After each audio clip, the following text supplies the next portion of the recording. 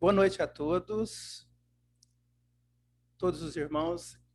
Estamos aqui mais uma vez, em nome do Centro Espírita Irmã Sheila, para mais uma reunião virtual. Enquanto nos preparamos convenientemente para a nossa reunião, buscando nos conectar à espiritualidade amiga e protetora, vamos dar um aviso de ordem pública. O segundo almoço beneficente aqui do Centro Espírita Irmã Sheila, que é organizado pelo Núcleo de Amparo ao Carente, nosso NEAC, ele foi transferido por motivos de restrições à pandemia que estamos passando, do dia 7, anteriormente programado, para o dia 14 de março. Então, aqueles que ainda não adquiriram seu ingresso, nós ainda temos a oportunidade.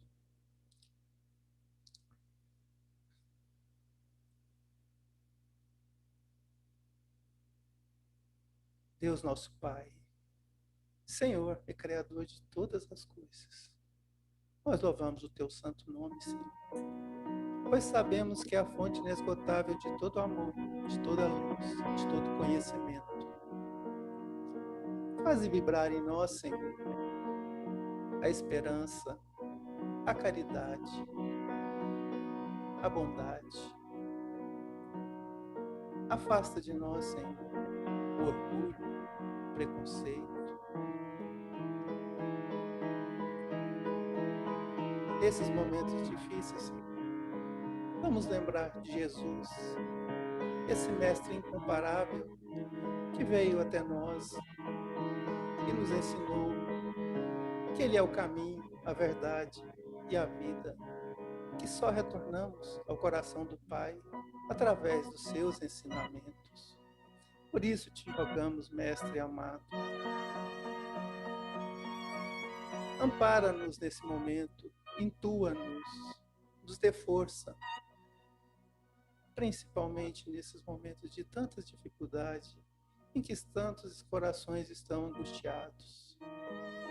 Permita que os teus trabalhadores do bem possam ir a todos os lares nesse momento difícil. E que cada um, Senhor, seja agraciado com a tua luz, conforme as ansiedades, conforme o merecimento de cada um. E ainda rogamos a esses trabalhadores do bem que aqui laboram em nome de Irmã Sheila, nossa diretora espiritual. Por isso, rogamos a ele a permissão para iniciar a nossa reunião da noite com a prece cantada à nossa irmã Matilde. Que assim seja.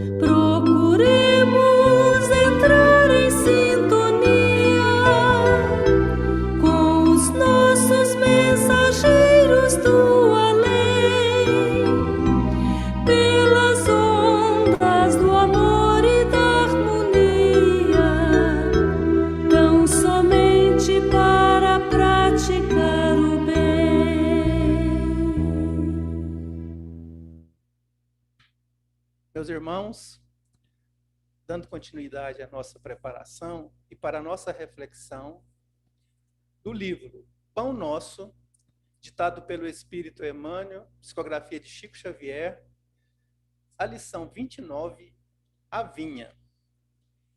E disse-lhes, ide vós também para a vinha, e dar-vos-ei o que for justo. E eles foram.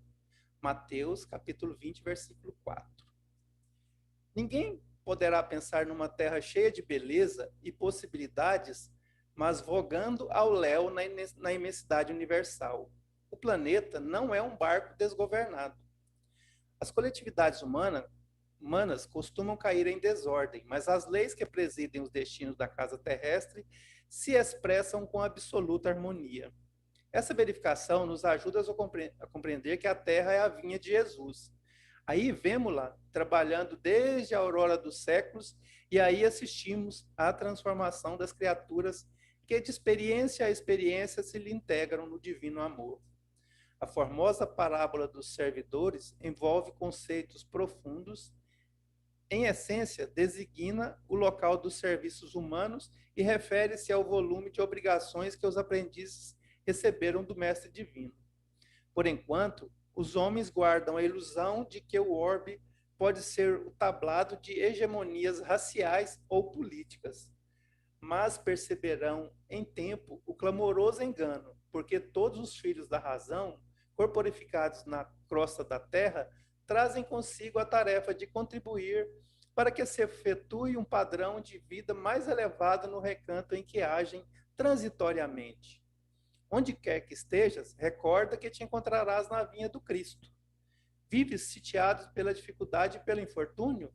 Trabalha para o bem geral, porque mesmo assim, porque o Senhor concedeu a cada cooperador o material conveniente e justo. Meus irmãos, é com muita alegria que nós passamos a palavra ao Dr. Vicente, que fará explanação do Evangelho programada para a noite de hoje, para quem rogamos de todos vibrações de paz, de harmonia, de luz, e a Jesus peçamos que o ampare e intua nessa missão tão importante para a nossa evolução.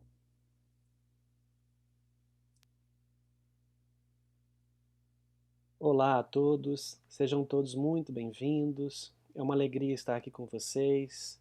Pedimos a Jesus que nos inspire a trazer a reflexão de maneira profunda, de maneira delicada, para que todos nós possamos usar essa reflexão para aplicá-la no nosso dia a dia, no nosso comportamento e nas nossas atitudes.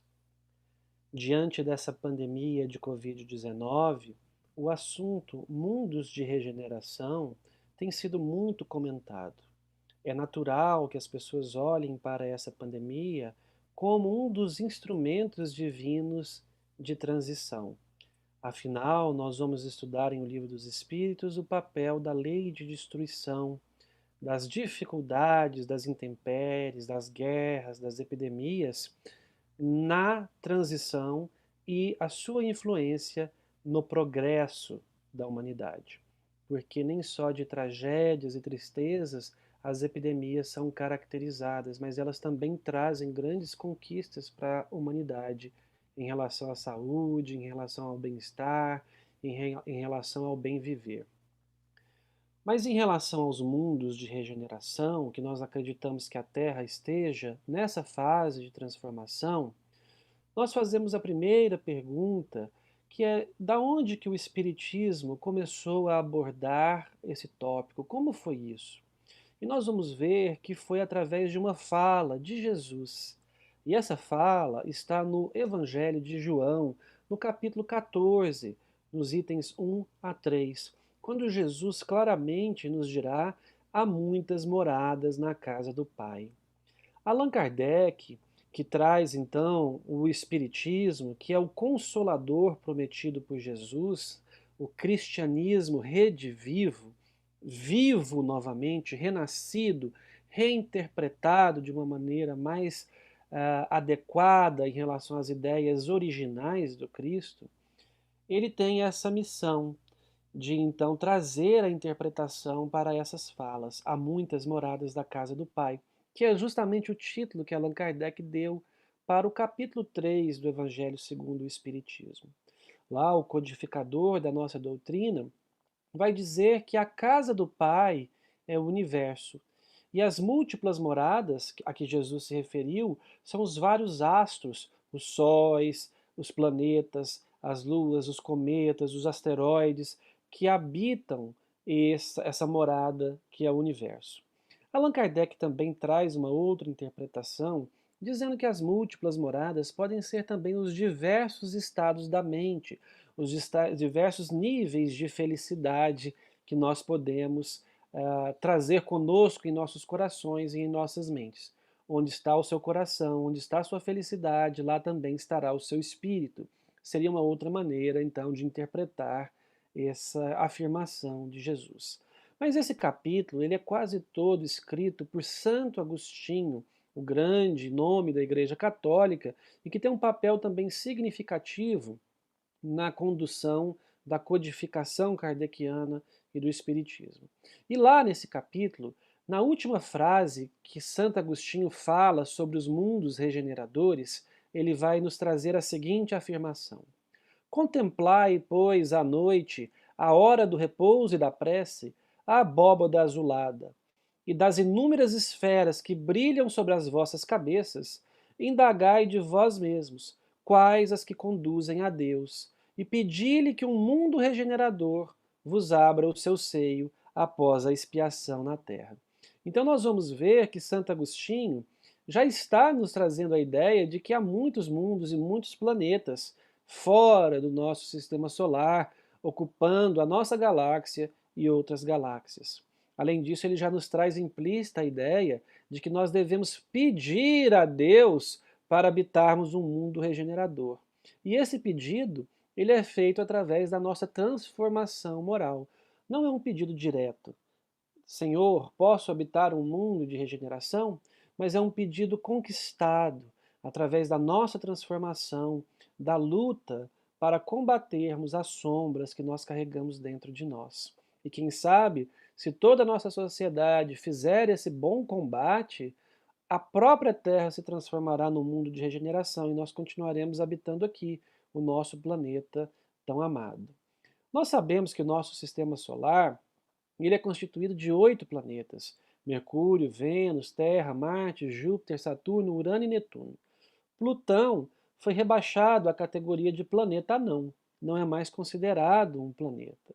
Então, só aqui, girando ao redor da nossa estrela-mãe, que é o Sol, a nossa estrela que nos dá vida, que nos aquece, que ilumina o nosso mundo, que é a nossa referência, inclusive, para contarmos o tempo, uma vez que nós contamos o tempo baseado no tempo que a nossa Terra leva para dar uma volta ao redor do Sol.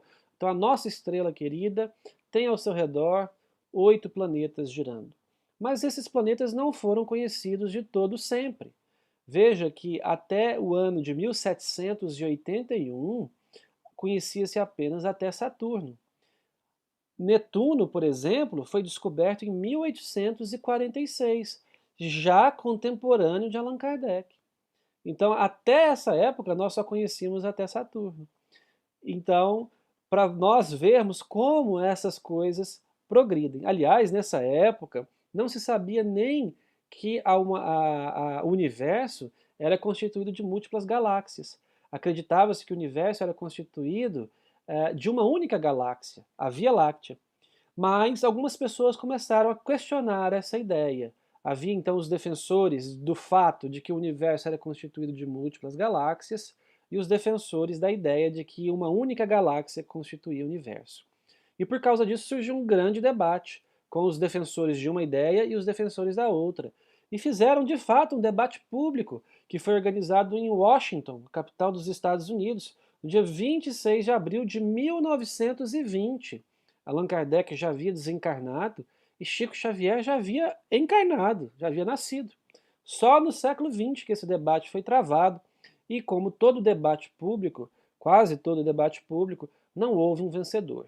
Nenhum lado conseguiu convencer o outro lado com os seus argumentos. Mas o tempo, senhor de todas as coisas, passou E vejam só, uma mulher astrônoma, no ano de 1910, 1908, Henrietta Leavitt, ela acabou estudando um tipo especial de estrelas que recebe o nome de cefeidas, que são estrelas que oscilam o seu brilho. Ora estão mais brilhantes, ora estão menos brilhantes, e baseado nessa oscilação do brilho das estrelas, nessa frequência de oscilação, Henrietta Leavitt desenvolveu um método de calcular a distância da Terra até aquelas estrelas. Isso foi em 1908. O grande debate foi em 1920. E o trabalho de Henrietta Leavitt foi esquecido.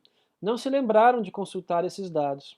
Somente em 1923, 3 anos depois do grande debate, que esses trabalhos foram resgatados pelo famoso astrônomo americano Edwin Hubble, que dá nome ao famoso telescópio espacial, o Telescópio Espacial Hubble, em sua homenagem. Então, consultando os trabalhos de Henrietta Leavitt, resgatando-os do anonimato novamente, ele identificou uma estrela cefeida na então conhecida nebulosa de Andrômeda. E ao calcular a distância dessa estrela para a Terra, ele concluiu que a distância era de 1 milhão de anos-luz. Quer dizer que viajando à velocidade da luz, levaríamos 1 milhão de anos para chegar lá. E ele então concluiu que isso não estava dentro da Via Láctea, que a nebulosa de Andrômeda era então, na verdade, uma galáxia, a galáxia de Andrômeda. E aí ele fez isso com outras estrelas e viu que as distâncias eram muito grandes, muito maiores do que o esperado, e ele então resolveu, equacionou, solucionou o grande debate, mostrando que o universo era constituído então de múltiplas galáxias. A nossa galáxia, a Via Láctea, ela tem aproximadamente 200 bilhões de estrelas como o Sol. E se cada uma dessas estrelas, por exemplo, tiverem 3 planetas girando ao seu redor, nós teríamos aproximadamente 900 bilhões de planetas só na nossa galáxia, a Via Láctea. E a estimativa é que planetas parecidos com a Terra sejam aproximadamente 6 bilhões de planetas aqui na nossa galáxia.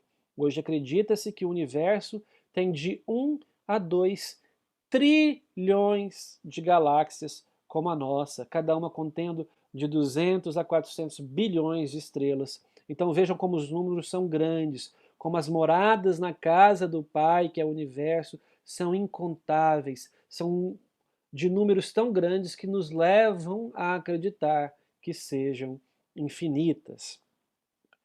Hubble, além de resolver o grande debate, mostrando que o universo era constituído de múltiplas galáxias, através de seu estudo, também demonstrou que essas galáxias estavam se afastando umas das outras e ganhando aceleração com isso. Isso levou à ideia da teoria do Big Bang.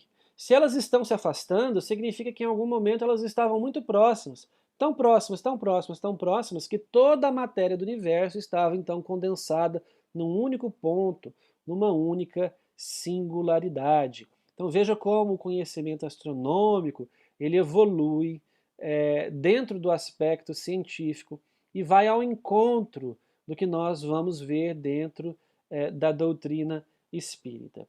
Esse telescópio espacial Hubble ele é tão fantástico e tão maravilhoso, talvez seja a maior obra-prima científica da humanidade, que ele foi responsável pelo que os astrônomos chamam de a maior foto, ou a melhor foto, a mais impressionante foto que a humanidade já tirou. Então o telescópio espacial Hubble foi apontado por um espaço no céu do tamanho da nossa unha do polegar, só naquele pequeno espaço, do tamanho de uma unha do polegar no céu. E ele ficou com as suas lentes captando luz que vinha daquele pequeno espaço no céu por 12 dias. E quando a imagem foi revelada, mostrou que naquele pequeno espaço do céu, correspondente a uma pequena unha nossa, havia mais de 5.000 galáxias naquele espacinho, e isso que o Hubble foi capaz de detectar. Né? Agora imagine quantos pequenos espacinhos do tamanho de uma unha nós conseguimos contar diante de toda a abóbada celeste que nos envolve. Milhares de pedacinhos assim, para a gente ver a grandeza do universo. Agora, esses planetas que giram ao redor do nosso Sol, como eu disse, já são conhecidos desde 1842, quando foi descoberto Netuno. Né? Somente agora, no século XX, no fim do século XX, em 1995, a maioria de nós já era nascido nessa época, que foi descoberto o primeiro planeta fora do sistema solar. O primeiro planeta que girava uma outra estrela, girava ao redor de uma outra estrela. E a partir de então, desenvolveu-se telescópios e tecnologia capazes de detectar outros planetas. Então, o telescópio espacial Kepler, que foi um telescópio lançado pela NASA especificamente para procurar outros planetas, foi lançado e ele cumpriu a sua missão com louvor e até hoje cumpre a sua missão com louvor. Em março de 2018, 3 anos atrás, ele já tinha identificado 2.340 planetas girando ao redor de outras estrelas. Em agosto de 2020, 6 meses atrás, esse número já tinha quase que dobrado para 4.190 planetas. E hoje esse número já está bem maior. Quer dizer que a humanidade está cada vez mais conhecendo a morada na casa do Pai, conhecendo o universo, conhecendo as estruturas que constituem, conhecendo outros mundos, que a Terra não é um mundo único dentro do universo, que o sistema solar não é um mundo de planetas único dentro do sistema solar, que existem outros sistemas, outros planetas girando ao redor de outras estrelas. E isso traz implicações muito importantes para nós espíritas, porque Jesus já havia dito isso, há muitas moradas na casa do Pai, e Allan Kardec já tinha dito isso também no Evangelho segundo o Espiritismo, inclusive trazendo classificação desses mundos, dizendo que esses mundos podem sofrer transmigrações de almas, que nós podemos habitar um ou outro mundo dependendo do nosso nível espiritual. O grande astrônomo francês Camille Flammarion foi um dos grandes defensores dessa ideia da pluralidade dos mundos habitados, tendo tido uma grande influência em Allan Kardec, seu amigo pessoal, na introdução desse tema dentro da própria constituição da doutrina espírita. Aliás, a pluralidade dos mundos habitados é um dos pilares do espiritismo. E essas surpresas, essas descobertas científicas a respeito de outros mundos, elas não param por aqui. Para esse ano agora de 2021, em outubro, está previsto o lançamento de um supertelescópio, o Telescópio Espacial James Webb. Este sim conseguirá ver esses planetas fora do sistema solar em maiores detalhes, inclusive com a capacidade de estudar a sua atmosfera, ver se a sua atmosfera contém elementos químicos como o oxigênio, como o nitrogênio, e até mesmo substâncias químicas inteiras, como a clorofila, que é uma molécula que só existe em seres vivos vegetais. Portanto, se for detectada clorofila numa atmosfera desses planetas, é possível que lá haja vida, pelo menos vegetal. Então nós vamos ter uma ideia da habitabilidade desses mundos e a comunidade científica aguarda ansiosa o lançamento do telescópio espacial James Webb, que além de ter essa capacidade de estudar os planetas, conseguirá enxergar o universo cada vez mais longe, bem mais longe que o Hubble enxergou. Por exemplo, enxergará o universo 200 milhões de anos-luz após o Big Bang. Quer dizer, as primeiras galáxias se formando, que foi mais ou menos nessa época mesmo que elas começaram a sua formação, 200 milhões de anos depois da grande explosão. Isso para o universo é muito pouco tempo, 200 milhões de anos. Então, pegar imagens do universo quando ele tinha apenas 200 milhões de anos é algo que a ciência anseia muito para ampliar os seus conhecimentos sobre a formação dos planetas e, quem sabe, para nós espíritas, aproximar-se cada vez mais da divindade, da existência de Deus, de um Criador, que nós tanto ansiamos por saber e por conhecer. Muito embora nós já sintamos a presença de Deus dentro de nossos corações e já reconheçamos a sua presença pela sua obra, como nos diz o próprio Allan Kardec. Mas como nós dissemos em O Evangelho segundo o Espiritismo, no capítulo 3, Há muitas moradas na casa do Pai, Allan Kardec vai dizer que existem outros planetas muito antes de nós descobrirmos esses outros planetas em outras estrelas. né? E ele vai classificar esses planetas como planetas ditos como mundos primitivos, planetas ditos como planetas de expiação e provas, planetas de regeneração, mundos felizes e mundos puros. E o interessante é que para um planeta sair de um estágio para o outro, é preciso que ele passe por uma situação chamada transição.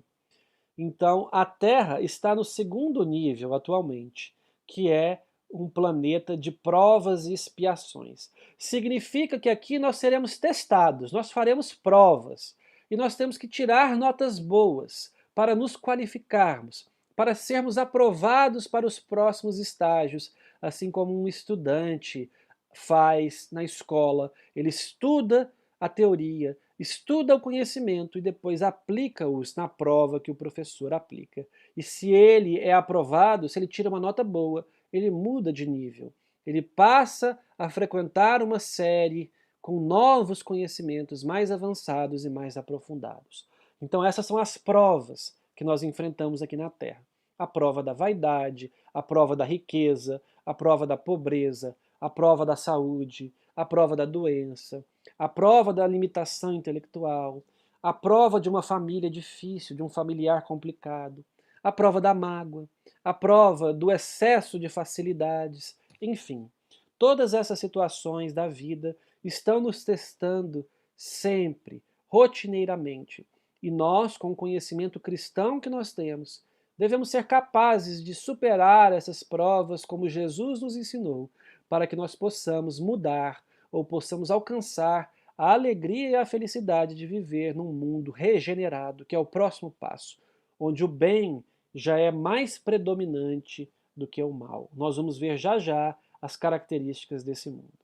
E além das provas, há também no nosso planeta as expiações, que são a correção, a pedagogia divina nos chamando, nos convocando a voltar para o caminho reto, para o caminho iluminado, para o caminho que nos levará à nossa felicidade. Não há punição, há apenas um convite para que nós voltemos ao caminho adequado. Muitas vezes esse convite vem pelo amor e talvez, muitas vezes, devido à nossa teimosia, esse convite vem pela dor, pela doença, pela dificuldade, pela luta. Seria isso então uma expiação, que literalmente significa castigo, mas que nós entendemos através das luzes do Espiritismo como um recurso pedagógico divino para nos colocar no caminho certo da verdade, o caminho, a verdade e a vida. Então isso está muito bem descrito nesse capítulo 3 do Evangelho segundo o Espiritismo, onde nós também teremos um subtópico sobre os mundos primitivos, os mundos de provas e expiações, até chegar nos mundos regeneradores, que é o objetivo da nossa fala de hoje. Então toda essa nossa conversa sobre astronomia foi para nós realçarmos a existência desses múltiplos mundos do universo, e que muitos deles são mundos inferiores, outros são mundos como a Terra de provas e expiações, outros são mundos regenerados, outros são mundos felizes, mundos puros e por aí vai. Então a multiplicidade, a infinitude de níveis de mundos também é uma constante no universo. O próprio benfeitor Emmanuel vai dizer no livro A Caminho da Luz, que conta a história da humanidade, a história do planeta Terra, que uma vez no passado, muitos dos habitantes que aqui estão hoje eram habitantes de um planeta que circulava a estrela de Capela. E esse planeta passou por essa transição de provas e expiações há milênios atrás, transformando-se num mundo de regeneração, ou num mundo regenerado. E esses espíritos que de lá migraram para cá são espíritos que não conseguiram acompanhar a evolução do planeta, não passaram nas provas, não passaram nos testes e foram então trazidos para o planeta de provas e expiações e perderam a alegria, a felicidade e o direito de habitar um mundo regenerado. Mas vieram com os seus conhecimentos científicos, os seus conhecimentos morais, com os seus arrependimentos, dar um impulso significativo na Terra, no nosso planeta querido, através do avanço da arquitetura, do avanço das ciências, do avanço da arte, do avanço da ética, da filosofia, da astronomia. Então, esses espíritos contribuíram de maneira significativa para esse avanço da Terra. E nós esperamos que essa fase de transição, que deve durar alguns séculos, já vem durando alguns séculos, seja a fase definitiva que transformará o nosso planeta num mundo regenerado. E isso depende, obviamente, da transformação de cada um de nós.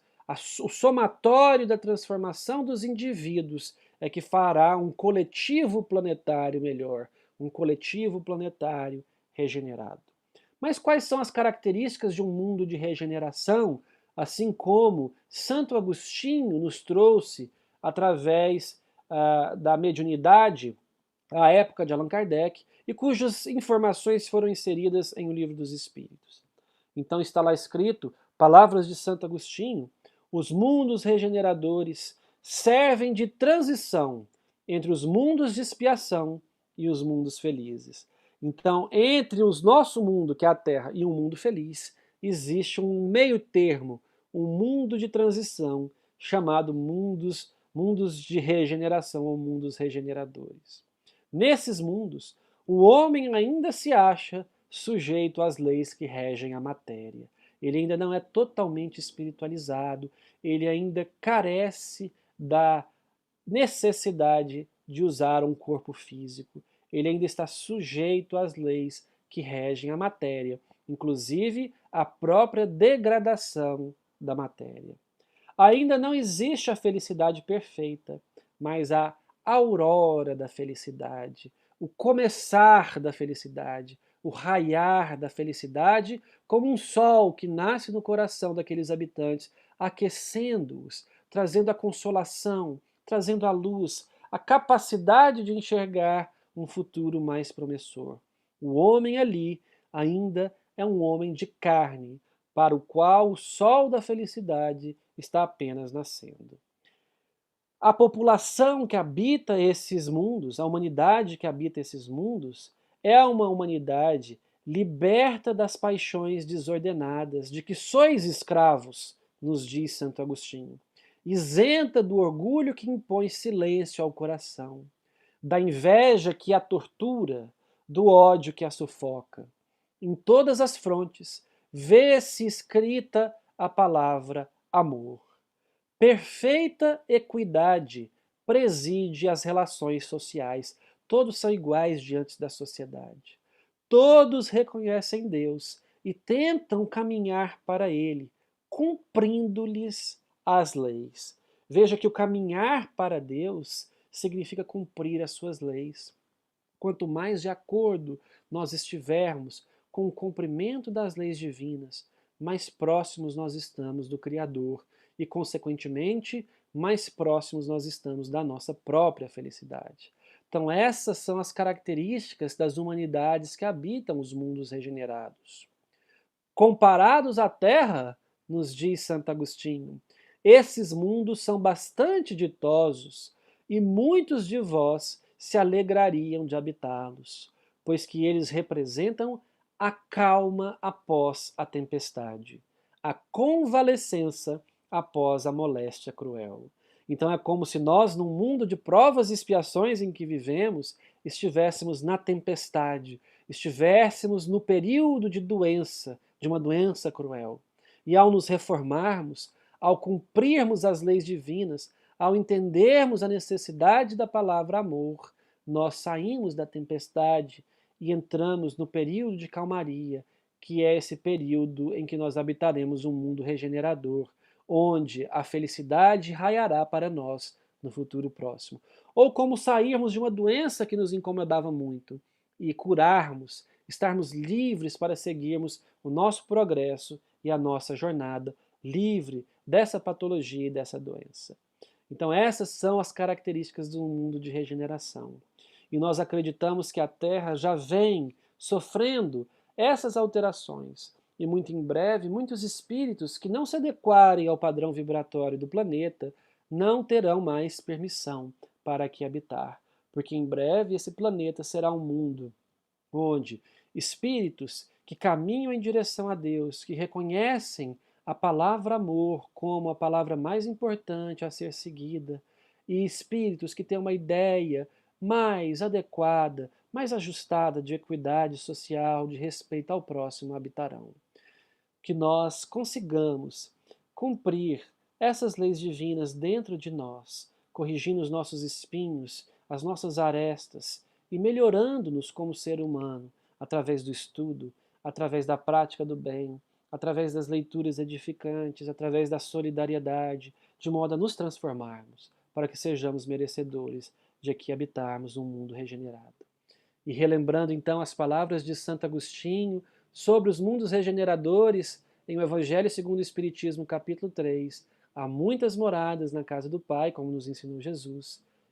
Contemplai, pois, à noite, a hora do repouso e da prece, a abóbada azulada, e das inúmeras esferas que brilham sobre as vossas cabeças. Indagai de vós mesmos, quais as que conduzem a Deus, e pedi-lhe que um mundo regenerador vos abra seu seio após a expiação na terra. Que esse mundo regenerador seja o nosso próprio planeta, onde nós amamos viver e onde nós reconhecemos incontáveis belezas naturais dignas de um mundo regenerado. Que Jesus nos abençoe a todos, nos auxilie nessa transição, nessa travessia, e que Ele esteja no coração de cada um de nós durante esse trajeto. Um grande abraço a todos, fiquem com Deus e fiquem em paz.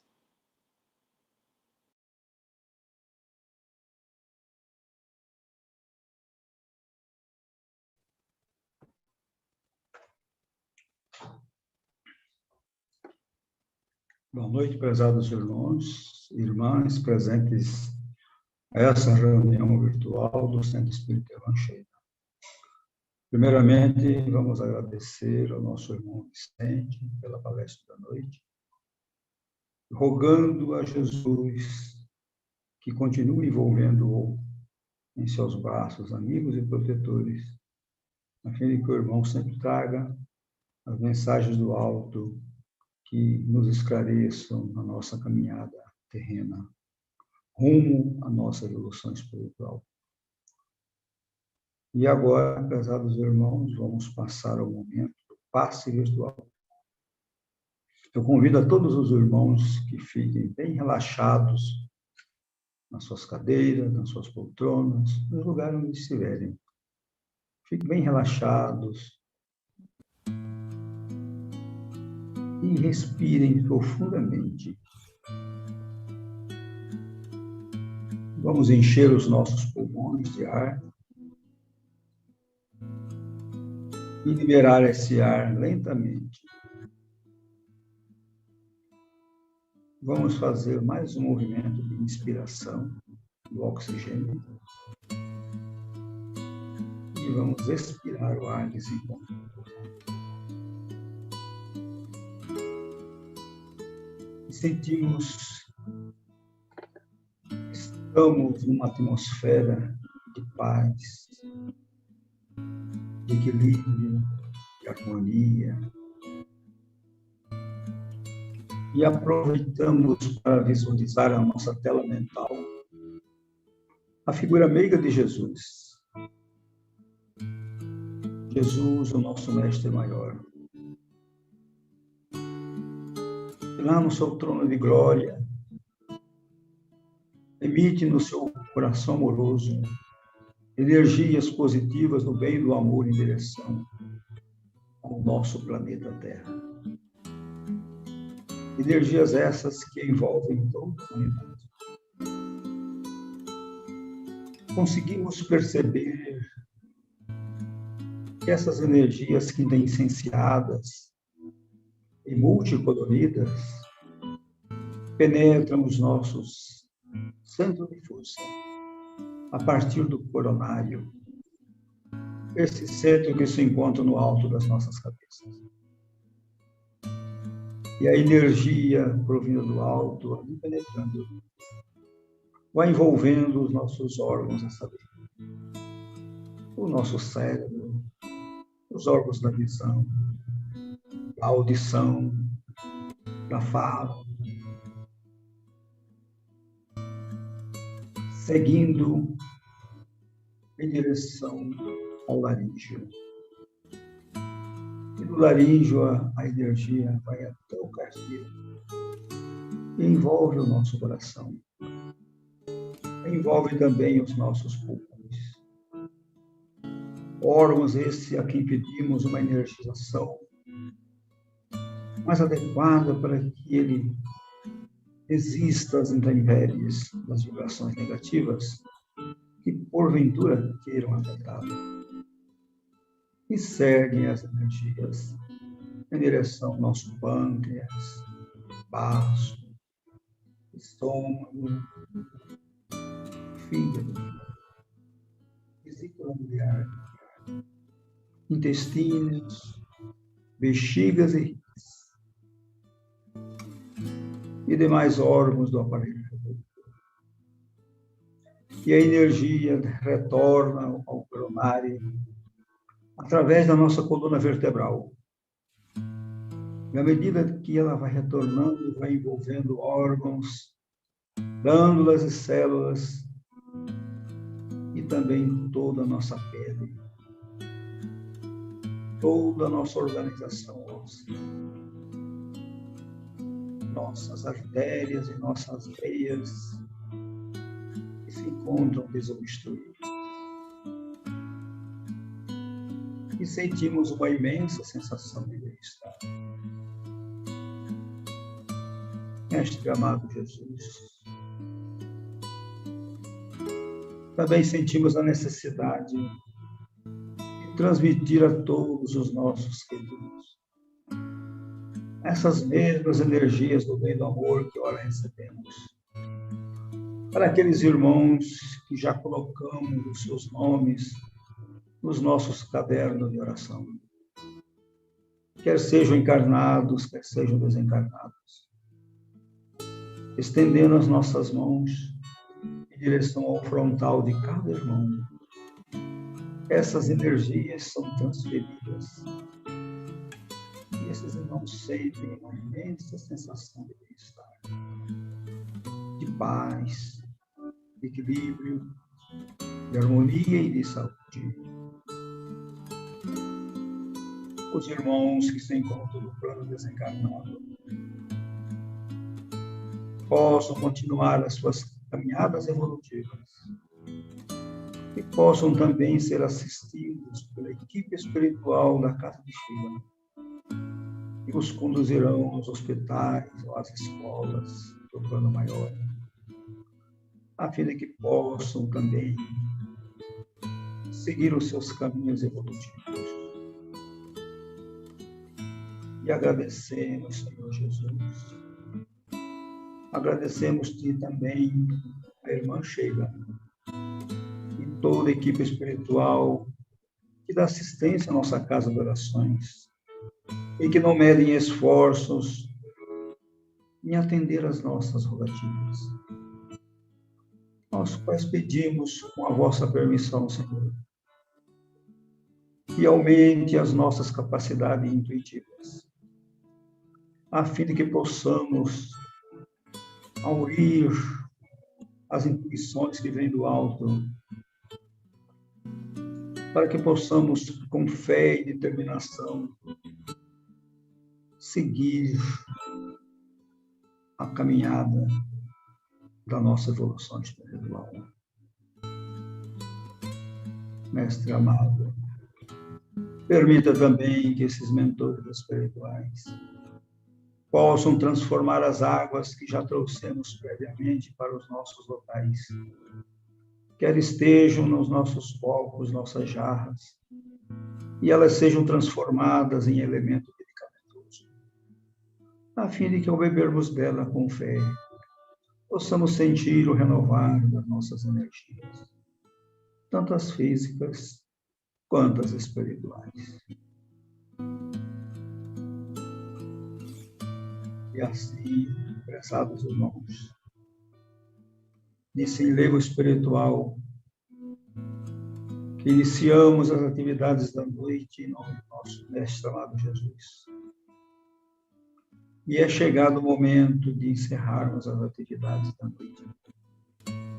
Então, rogamos ao Senhor que permita que possamos encerrá-la no seu nome, em nome de Sheila e de toda a equipe espiritual que nos assiste às atividades desta noite, rogando, Senhor, que a vossa paz esteja em nossos corações agora e sempre. E que assim seja.